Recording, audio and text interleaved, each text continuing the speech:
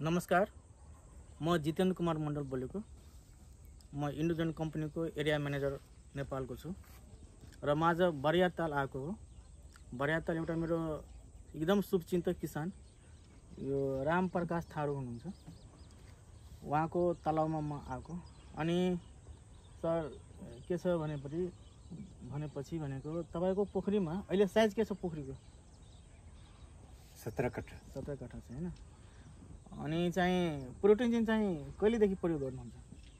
यो असोजको 10-12 देखि। उहाँले असोजबाट प्रोटिन प्रयोग गरिराख्नु भएको छ। एकचोटि उहाँले हार्भेस्ट गरिसक्नु भएको छ अनि अर्को पटक चाहिँ उहाँले बच्चा हालेछ यसमा। त्यसको चाहिँ 2 महिना भएको छ हैन? हजुर, 2 महिना भएको छ। त्यो सिल्भर कार्प हामीले अहिले हेरेको, त्यो सिल्भर कार्प चाहिँ 5 ग्राम हालेको थियो उहाँले 2 महिना पहिला। अनि त्यो अहिले कति साइज भएको छ सर? 150 ग्राम। 150 ग्राम सर, अहिले 150 ग्राम साइज भएको छ सिल्भरको।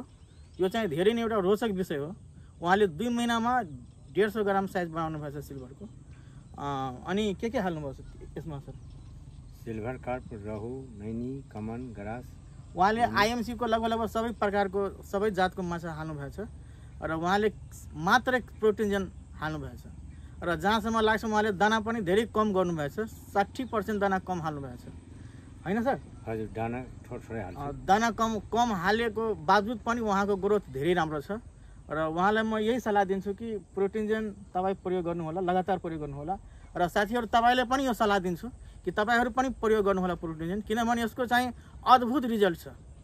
त साथीहरू म यही कुरा भन्न चाहन्छु कि प्रोटिन हालेपछि सबभन्दा पहिला तपाईको जू प्लाङ्टनको लेभल हाई गरिदिन्छ, जुन माछालाई चाहिने नै जू प्लाङ्टन हो। अर्को कुरो यो दानाको खपत कम गरिदिन्छन्, पानीको क्वालिटी धेरै राम्रो मेन्टेन गर्छन् र जुमरा कहिले पनि लाग्दैन तपाईको पोखरीमा। त्यही भएर म प्रोटिन तपाईहरु प्रयोग गर्नुस् र उहाँ त प्रयोग गरिराख्नु भएको छ हैन, रिजल्ट पनि धेरै राम्रो आएको छ। म यही कुरा भन्न चाहन्छु। धन्यवाद।